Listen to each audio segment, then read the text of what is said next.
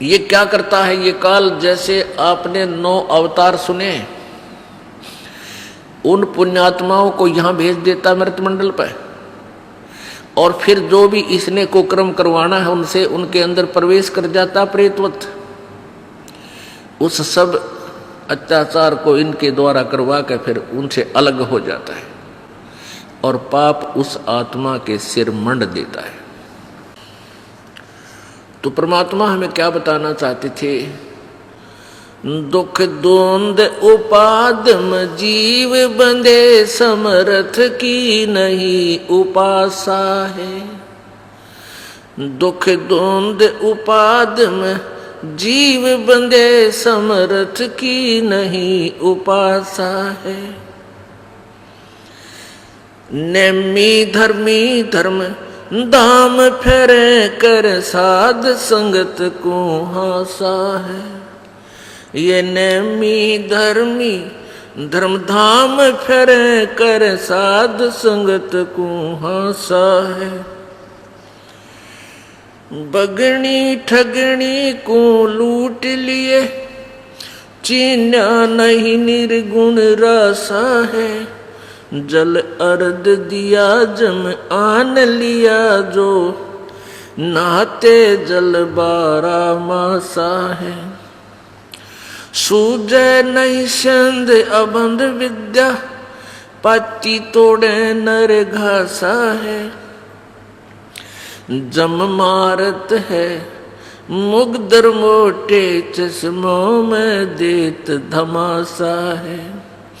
चंचल चोर कुठर कठोर कुटिल के पैर मुल मुल खसा है।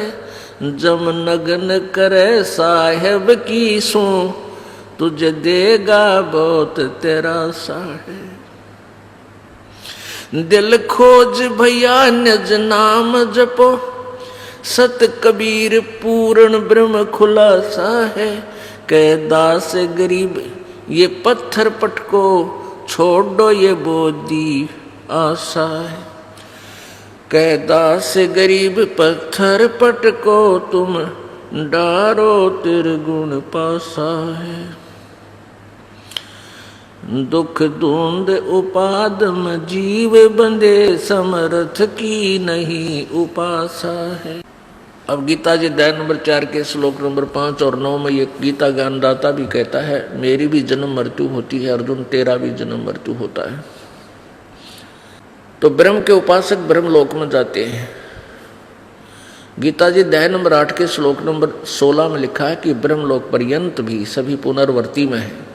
इनका भी वहां जाने के बाद वापस आगमन पृथ्वी पर होता है पुण्य अक्षीण हो जाने पर। उसके विषय में परमेश्वर कबीर जी द्वारा दिया गया वो अनमोल ज्ञान आदरणीय गरीबदास जी अपनी अमृतवाणी में किस प्रकार बताते हैं। दुख द्वंद उपादम जीव बंधे समर्थ की नहीं उपासा है। ये नेमी धर्मी धर्म धाम फेरे कर साध संगत को हासा है। क्या बताते हैं कि दुख द्वंद उपाद में जीव बंधे समर्थ की नहीं उपासा है। यानी समर्थ भगवान की सर्वशक्तिमान की ये पूजा नहीं कर रहे, इसलिए ये साधना करते हुए भी दुखी ही रहते हैं, क्योंकि किए हुए कर्म का फल ही आपको प्राप्त होता है। और जब आप पूर्ण परमात्मा कबीर जी की शरण में आ जाओगे फिर आपके पाप कर्म प्रारब्ध के आपको भोगने नहीं पड़ेंगे।